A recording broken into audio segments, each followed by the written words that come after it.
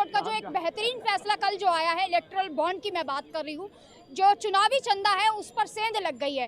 अब उसी पर जनता की राय जानते हैं कि जितना भी चुनावी चंदा जो आया था उससे क्या किया गया, देश के पैसे से क्या कुछ हुआ है यहाँ पर, उस पर बात करते हैं। तो सर, सबसे पहले तो मैं इलेक्टोरल बॉन्ड का जानना चाहूँगी कि सीजेआई ने जो अभी हाल ही में फैसला दिया है, बहुत बेहतरीन फैसला है, उसकी तारीफ भी हो रही है, तो उस पर क्या कहना चाहेंगे? सबसे पहले तो मैं यही कहना चाहूँगा, देखते हैं फैसला कितने दिन रुकता है। जैसे इस सरकार का इतिहास रहा है, जैसे इस सरकार का ट्रैक रिकॉर्ड रहा है, कोई भरोसा नहीं है अभी 2 दिन में 4 दिन में अध्यादेश आ जाए और ये चुनाव इसको फैसले को पलट दें अपने फेवर भी सकते हैं। बिल्कुल पलट सकते हैं। पिछला रिकॉर्ड आप इनका उठा के देखिए, दिल्ली सरकार के खिलाफ जो फैसला आया था, दिल्ली सरकार के फेवर में और इनके खिलाफ था वो फैसला, इन्होंने इमीडिएट पलट दिया उसे अध्यादेश ला के। तो कोई ऐसी बड़ी बात नहीं कि इसको भी जाके पलट दें, क्योंकि सबसे बड़ी लाभार्थी जो है वो बीजेपी है। इस चुनावी चंदे की, इलेक्ट्रल बॉन्ड की सबसे बड़ी लाभार्थी बीजेपी है। जितना भी चुनावी चंदा इनके थ्रू आया है, बॉन्ड्स के थ्रू, उसमें 80% जो है बीजेपी को मिला है। पिछले अगर हम 4 साल के, जब से 18-19 में लॉन्च हुए थे, 17-18 में, उसके बाद जब अरुण जेटली जी थे उन्होंने इसको लॉन्च करा था, उसके बाद से जो चुनावी चंदा था सबसे ज़्यादा बीजेपी को मिला, करीब 6,500 करोड़ रुपये इलेक्ट्रल बॉन्ड के थ्रू मिला है। तो नुकसान में तो बीजेपी जा रही है। अब उन्होंने सीजेआई जी साहब ने जो बोला है कि आपको सारी पारदर्शिता बरतनी पड़ेगी, कहाँ कहाँ से दिया, किस किस ने दिया, आपको सारे सोर्सेज रिवील करने पड़ेंगे, सारे सोर्सेज आपके खोलने पड़ेंगे। तो अब सबकी पोल खुल जाएगी कि किसने दिया, किसने नहीं दिया।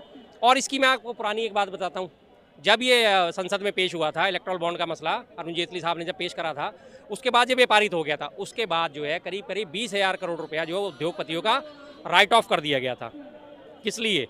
कि हमने आपका 20,000 करोड़ रुपए राइट ऑफ कर दिया, अब आप चुनावी चंदे के बॉन्ड खरीदो और हमें दे दो। भ्रष्टाचार की बू तो इसमें तभी से आ गई थी, राहुल गांधी जी ने और कांग्रेस ने तभी से इस मसले को उठाना शुरू कर दिया था।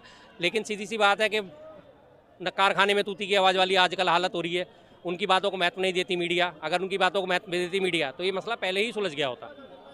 लेकिन जब उनसे पूछा गया कि भैया आपको जो पारदर्शिता बरतनी होगी, जितना नागरिकों से आपने पैसा लिया है उसको बताना होगा, का जो उल्लंघन है इसमें, राइट टू इन्फॉर्मेशन एक्ट जो हमारी कांग्रेस सरकार लेके आई थी, उसी का तो सरासर उल्लंघन है ये।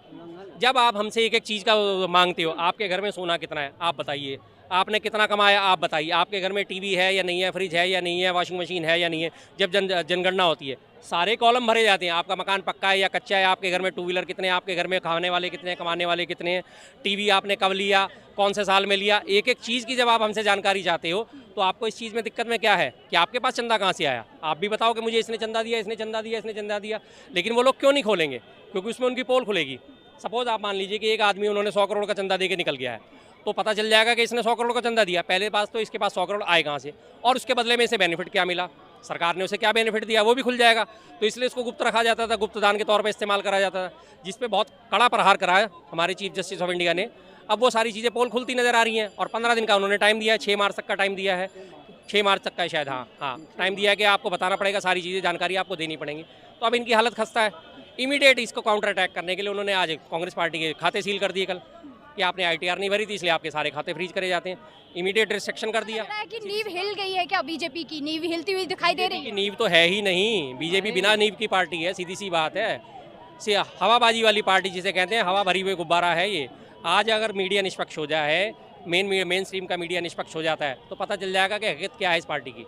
किसान इससे परेशान है, नौजवान इससे परेशान है, छात्र इससे परेशान है, महिला इससे परेशान है, पहलवान इनसे परेशान है और हमारे पूर्व सैनिक वो इनसे परेशान है, समाज का हर तबका इनसे परेशान बैठा है। तो वास्तव में इन्हें वोट दे कौन रहा है? कोई भी नहीं दे रहा है इन्हें वोट तो इन्हें EVM माता की कृपा से ही मिल रहे हैं। तभी तो EVM के ऊपर ये कभी भी आज इलेक्शन कमीशन जो हमारे भानु प्रताप सिंह जी हैं और वो सारे 50 मशीनें मांग रहे हैं, उनको वो 50 मशीनें देने को तैयार नहीं है। लेकिन इलेक्शन कमीशन की सैकड़ों वैनें सड़कों पे दौड़ रही हैं, गाँव में दौड़ रही हैं कि नहीं EVM बिल्कुल सही है, EVM से चुनाव बिल्कुल सही होता है। आप दुनिया भर में अपने पूरे देश में अवेयरनेस फैला रहे हो कि EVM बिल्कुल सही है, तो लेकिन जो 50 मांग रहे हैं आप उन्हीं को दे दो, पता चल जाएगा सही है या गलत है। सारी की सारी सरकार इसी चीज़ पे टिकी हुई है। इसीलिए कभी किसी बीजेपी नेता का फेवर में नहीं बयान आता कि हाँ EVM हटनी चाहिए। हम EVM में सवाल उठाते हैं, वो बीजेपी वाले सपोर्ट करते हैं कि नहीं EVM की हटनी चाहिए क्योंकि उनके फेवरेबल है। मोदी जी भी रैली में कह रहे 400 पार जाएंगे इस बार। मोदी जी तो कह ही रहे हैं 400 पार जा रहे हैं। मोदी जी आप जाइए 400 पार, आप बैलेट पेपर पे चुनाव करा लीजिए, एक चरण में चुनाव करा लीजिए, आप हो जाइए 400 पार, बात खत्म। ये उनका घमंड है, सबसे बड़ी बात तो कि मैं 400 पार जाऊंगा। मोदी ने कहा पढ़ा, उनका साथी है कोई साथ जो पढ़ा था, किसी ने नाम नहीं बताया आज तक। उनके साथ का कोई आज तक भी नहीं पता। राजनीति के लिए ना, सुनिए मेरी बात, मेरी एज मोदी से कम है तो इस चीज को मैं बता नहीं सकता। पहली बात सुनिए, राजनीति के लिए पढ़ा होना जरूरी नहीं होता, कड़ा होना जरूरी होता है। ठीक है, पढ़े और कढ़े में फर्क होता है। लेकिन आप एज पे पहले आप राजनीति के लिए पढ़ा होना जरूरी नहीं होता, कढ़ा हुआ जरूरी होता है, क्योंकि पढ़े लिखे तो लाखों अंडर आपको सजेशन देने आ जाते हैं। ठीक है, आज इंटरनेशनल लेवल पे इंडिया का बोला है, समझ रहे हो बात? आप जो है ना इंडिया के अंदर एक मंदिर बनाने में इतने से लड़ाई कर दी, लेकिन आपने दूसरे देश में जाके मंदिर बन गया। इससे ज्यादा आप क्या चाहोगे? अभी इनसे 4 मैं सवाल पूछ लूंगा, चारों सवाल का जवाब नहीं दे पाएंगे। अब इन्होंने रामनामी चादर ओढ़नी शुरू कर दी है, अब ये लगातार हारते चलेंगे। 2 मिनट बाद दिएंगे, कुछ नहीं करा, मंदिर बन गया ना, अभी जय श्री राम का नारा लगाएंगे और निकल लेंगे बस, और इसके अलावा कुछ नहीं है इन्हें। सीधी सी बात है, बस आपका पता। राम नाम की चादर तो हमारे घर वालों ने बचपन से ओढ़नी सिखाई, और मरते दम तक आखिरी टाइम भी ओढ़ेंगे हम, समझ रहे हो बात? और छाती ठोक के राम जी की बात कहाँ से आ गई? अभी हम इलेक्ट्रिक पहले बात उन्होंने करी राम जी की, छाती ठोक के ओढ़ेंगे, बोला है अभी आप छाती ठोक के ओढ़ेंगे हम। मंदिर की बात आपने करी, तो भटका दे रहे हैं। अभी हम बात कर रहे थे चुनावी चंदे की भी बात कर रहे थे, और दूसरा हम किसानों की बात कर रहे थे। जिस तरीके से उनके पैलेट बम जो यूज किए जा रहे हैं वो कहाँ तक सही है? पूरी तरह गैर संवैधानिक है, गैर कानूनी है। आपको पता है कि 30,000 गोले मंगाए हैं उनके किसानों के ऊपर दागने के लिए, 30,000 आंसू गैस के गोले, नया फ्रेश ऑर्डर दिया है अभी दोबारा से। क्या ये हमारे देश के नागरिक नहीं है जिनके ऊपर इस तरह से अत्याचार करा जा रहा है? हमारे देश के नागरिकों को अपनी आवाज़ उठाना क्या गुनाह हो चुका है? लोकतंत्र की दुहाई दी जाती है, सबसे बड़ा लोकतंत्र है भारत, सबसे बड़ा लोकतंत्र है, मदर ऑफ डेमोक्रेसी है। तो मदर ऑफ डेमोक्रेसी में क्या इस तरह से हरकतें करी जाती हैं कि एक आदमी अपनी MSP की आवाज़ के लिए, मैं अपने मेरे कर्जे माफ़ करने के लिए, जो उनकी मांगे हैं उनके लिए एक जायज़ हक लेके अपना लेके आ रहे हैं। अगर दिल्ली कूच करना चाह रहे हैं तो क्या उनको इस तरह से गोले बरसा के उन्हें तितर बितरना ठीक है?